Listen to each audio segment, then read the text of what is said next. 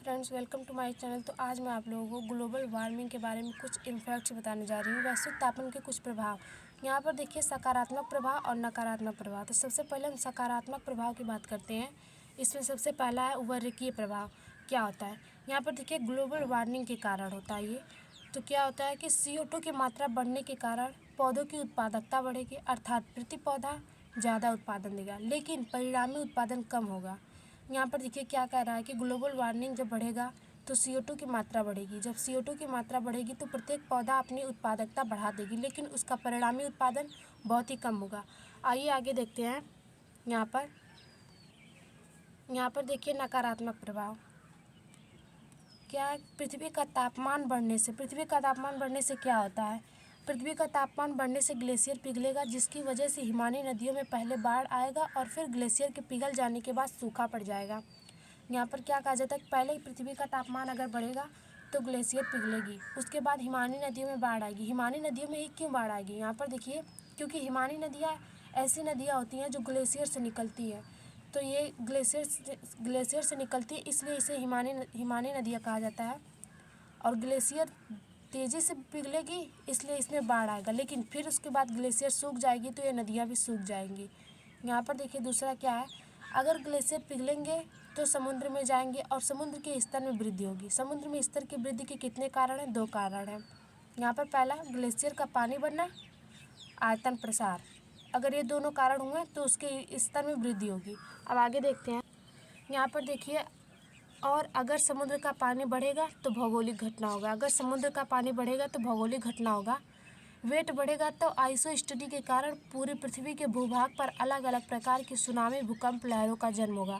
अब यहाँ पर सोच सकते हैं आइसो स्टडी क्या होता है।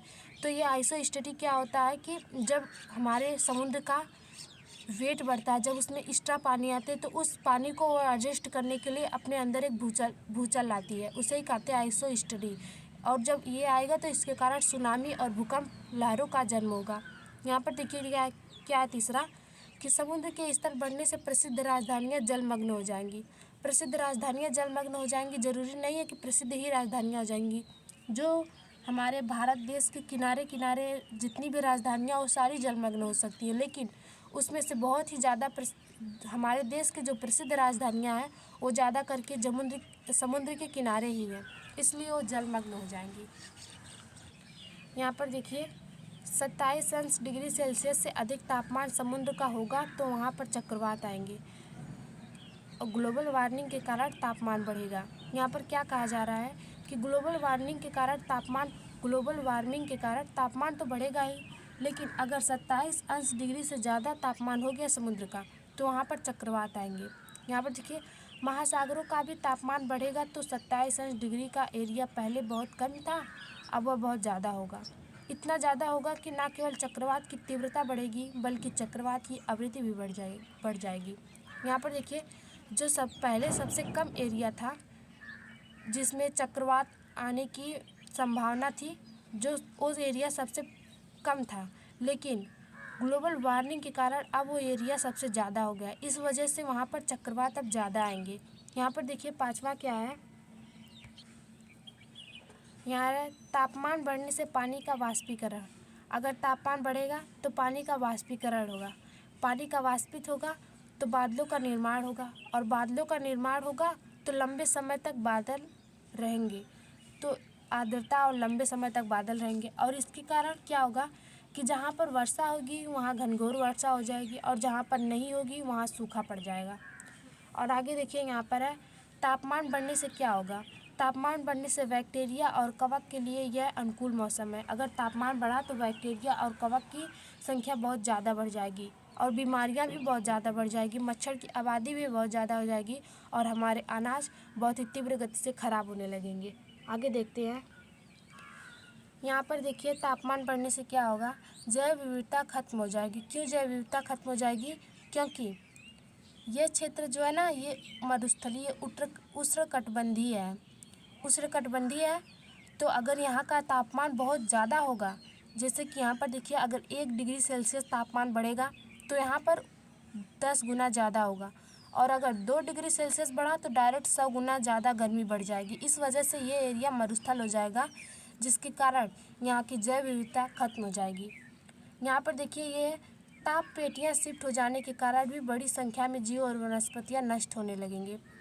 यहाँ पर जो ताप पेटियाँ होती हैं वो इधर उधर खिसक जाने से भी बहुत बड़ी संख्या जो कुछ जीव और कुछ वनस्पतियों की नष्ट होने लगेंगी। आगे देखते हैं। यहाँ पर देखिए ओजोन का क्षरण। ओजोन का क्षरण क्या है कि क्लोरीन, मीथेन, नाइट्रोजन ऑक्साइड उच्च तापमान में मुक्त मूलकों को टूटेंगे तो क्लोरीन और मीथेन मुक्त मूलक बनाए ज़्यादा से ज़्यादा, जिससे ओजोन क्षरण बढ़ जाएगा। क्लोरीन, मीथेन या नाइट्रोजन ऑक्साइड उच्च तापमान में मुक्त मूलकों में टूटेंगे तो क्लोरीन और मीथेन मुक्त मूलक बनाए ज़्यादा से ज़्यादा, जिससे ओजोन का क्षरण बढ़ जाएगा। यहाँ पर क्या कह रहा है, क्लोरीन, मीथेन, नाइट्रोजन ऑक्साइड अगर उच्च तापमान में टूटेंगे तो वो मुक्त मूलक बनाएंगे, जिसकी वजह से क्लोरीन और मीथेन ज़्यादा मुक्त मूलक बनाएंगे, जिसकी वजह से वो ओजोन क्षरण बढ़ जाएगा। यहाँ पर आगे देखिए कुछ है, यहाँ पर कुछ इनडायरेक्ट है। ये सब तो डायरेक्ट ग्लोबल वार्मिंग के कारण पड़ने वाले इफ़ेक्ट्स हैं, लेकिन कुछ इनडायरेक्ट हैं, जैसे कि पलायन होना। अगर हम पलायन होंगे तो वहाँ के मानव के संसाधनों पर दबाव पड़ेगा। सामाजिक समस्याएं, राजनीतिक समस्याएं तो पड़ेंगी ही, साथ ही मानवीय समस्याओं का भयानक जन्म होगा। यहाँ पर देखिए जब हम कहीं भी पलायन करेंगे तो वहाँ पर मानव के संसाधनों पर दबाव पड़ेगा और सामाजिक समस्याएं पाएगी, जैसे कि हमारे कल्चर, हमारे बहुत से चीज़ अलग रहेंगे और राजनीतिक समस्याएं पड़ जाएगी, हमें वहाँ दूसरे तरीके से देखा जाएगा और साथ ही मानवीय समस्याओं का भयानक जन्म हो जाएगा। तो जय हिंद दोस्तों, बात करते हैं अगले वीडियो में।